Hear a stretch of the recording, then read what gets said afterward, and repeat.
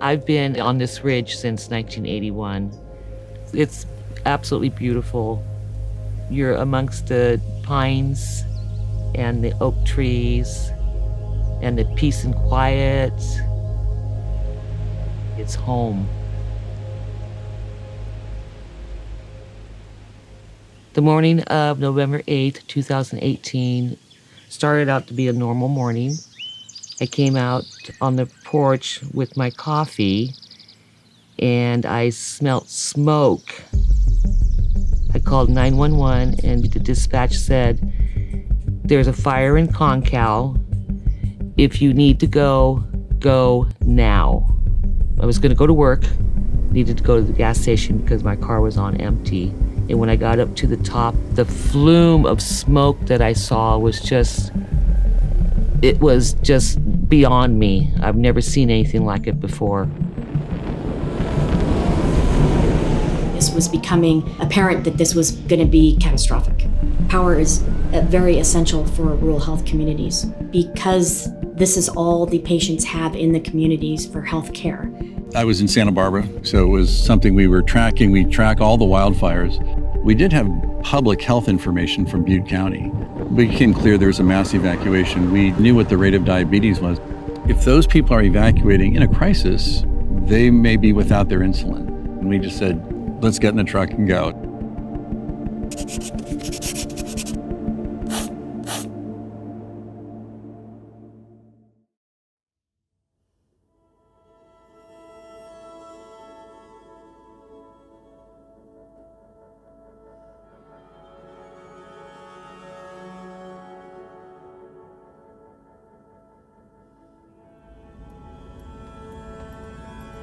We lost our home that day.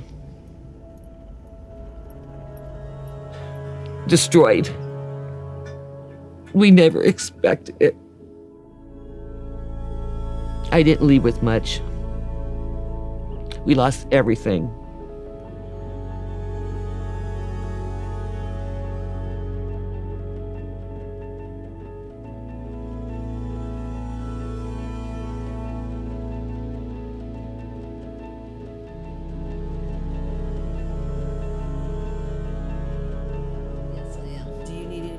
As a medical assistant, I felt it was better for me to work, to keep my mind busy. I would see my patients come in the door, and I was like, oh, thank God you're okay. I went to the Ampla Clinic in Oroville, and I was asked to go to one of the evacuation centers. We were giving breathing treatments. We were writing prescriptions for patients to get their medications that they take on a daily basis because they were not able to bring medications with them because they had to evacuate so quickly. We rely on power for electronic health records. When you don't have access to power, you kind of have to go back to paper charting, writing out lab slips. So yes, it was extremely difficult.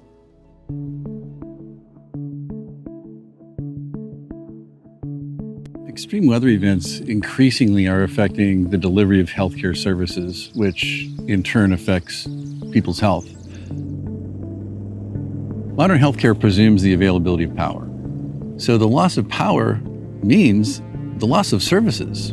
It also means that the medications that many people rely on that require refrigeration, they go bad. The Directory's Power for Health initiative, it's a simple idea to get resilient, clean power at health centers so they don't go out when they're needed most. The idea, when we got into it, was to generate enough power in the panels, have you be able to generate your own power and store it here so it's available for your critical loads. The solution is solar panels, inverters, and battery backup.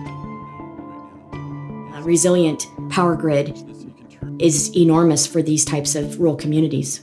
Now that we have this new grid system, we no longer have to refill the generator. We're always going to have power.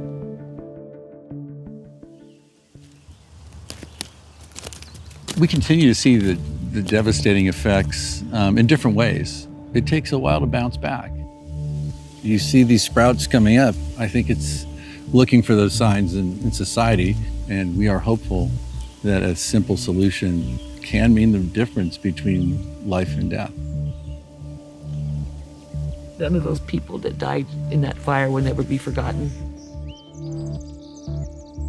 My patients are my motivation. They keep me going. This new grid system gives me peace of mind because it helps us prepare for another disaster and helps keep our facility open to take care of our patients.